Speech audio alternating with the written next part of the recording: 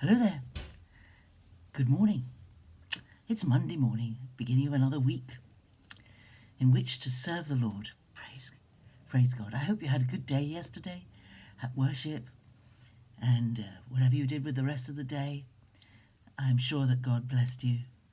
So we are in 1 Peter 1, verse 13, which says, therefore, and that therefore is there because he's been talking just before about how the great prophets of the Old Testament and even the angels wanted to know more than they ever knew. And we know it. And because we have the revelation, the full revelation of who Jesus is and what his purposes were, we should gird up your minds, be sober, set your hope fully upon the grace that is coming to you at the revelation of Jesus Christ. This idea is mirrored in so many verses in other writers of the New Testament, and that is focus. Stay focused. Set your hope fully. We have things like Jesus, when he knew it was time to go to Jerusalem for the end game of his life that he knew was coming, he set his face to go to Jerusalem. Focus, focus, focus, focus. Set your mind on things that are above, not on things that are below, Paul writes. There has to be a focus, and we need to focus our minds. Focus our minds on Jesus and on the outcome of our faith. I think this week I had to go for an optician checkup, and our eyes are all about focus. What we see, what we focus on. What is everything in our lives should be like the focal point in.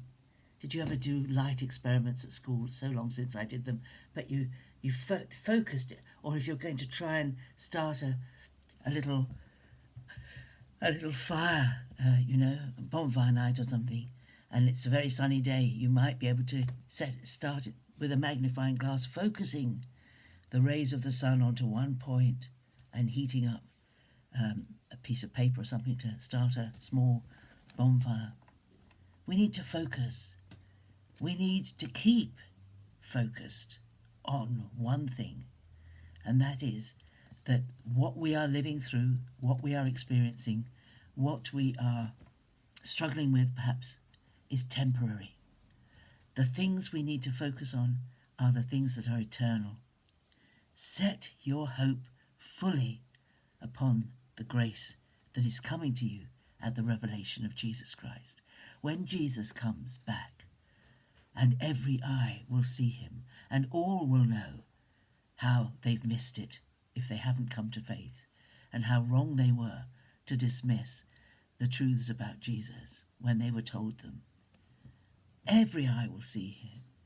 Then we will have revealed to us and to the whole world the truths about the Christian life and about Jesus. And the full revelation will give us all the things that we have been promised, that are held for us in God's hands until the time when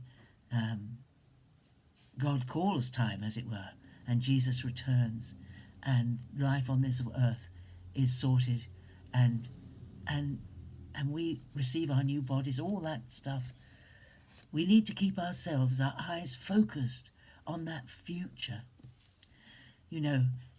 I was always struck when I first came to faith at how many of the hymns that we sang regularly in church always had a last verse that talked about when we saw Jesus, when we got to heaven, when this race was over. Some modern choruses do include that, and they talk about Jesus coming back and the end of things and our hope. But a lot of choruses don't even include anything about that.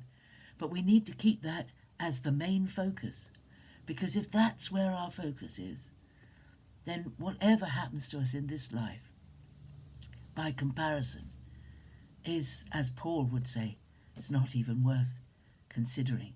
It's worth it. It's worth it to endure what we, because all of this is temporary. But that is eternal. Gird up your minds. Gird up. This is sort of a term that is about how they used to put their clothes on and tie them round their waist to be ready for a job or whatever.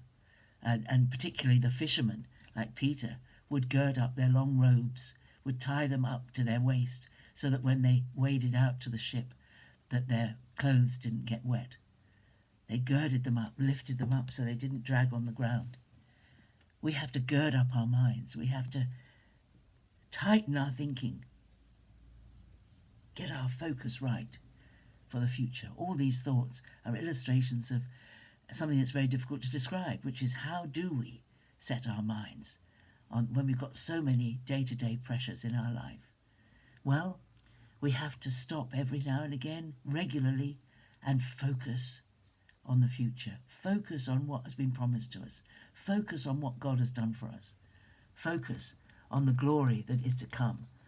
Don't spend your life focused on the troubles, focused on the difficulties, focused on the ailments that trouble our bodies, focused on the difficulties, focus on the irritations of life, focused on, if we spend our life like the media, we highlight every difficult thing in life, and we interview people who are finding it extremely difficult, and we bring that love and joy of life right down because we focus on the negative.